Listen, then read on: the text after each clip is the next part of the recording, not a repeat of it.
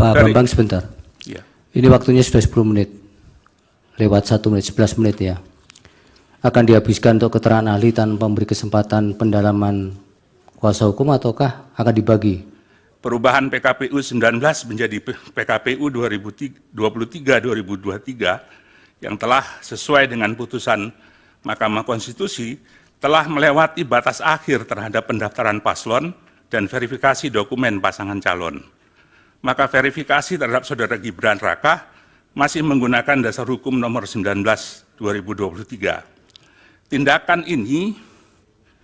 Tindakan Komisi Pemilihan Umum membiarkan Raka Gibran terus mengikuti tahapan pencalonan dalam proses pendaftaran dari verifikasi bakal pasangan calon merupakan pelanggaran terhadap prinsip kepastian hukum.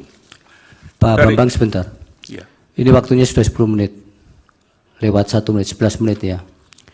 Akan dihabiskan untuk keterangan ahli tanpa memberi kesempatan pendalaman kuasa hukum ataukah akan dibagi?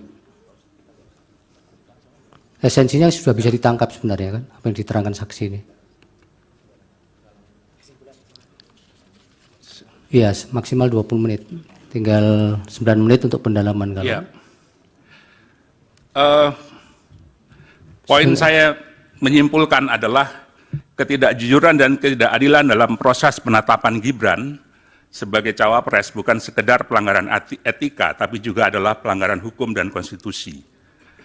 Catatan saya adalah kerangka hukum pemilu harus dijalankan secara konsisten dan tanpa kelalaian, serta tidak boleh diamandemen dalam jangka waktu tertentu sebelum pemilu.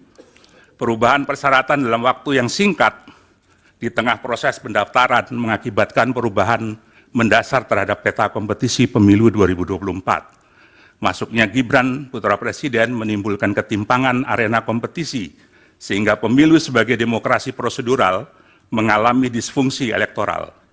Undang-undang pemilu mestinya tidak diubah di tengah pemilu agar terjadi kesempatan yang sama dan tidak ada yang secara spesifik diuntungkan oleh perubahan dadakan tersebut. Terakhir, putusan MK terdahulu yang memutus diskualifikasi peserta pemilihan umum.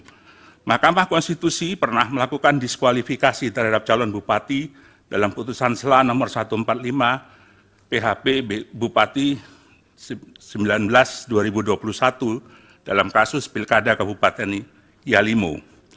MK memutuskan diskualifikasi juga terhadap pasangan Yusak Yaluo dan Yakob Weremba dalam kasus Pilkada Bovendigul nomor perkara 132 PHP 2022. Download Tribun X sekarang. Menghadirkan lokal menjadi Indonesia.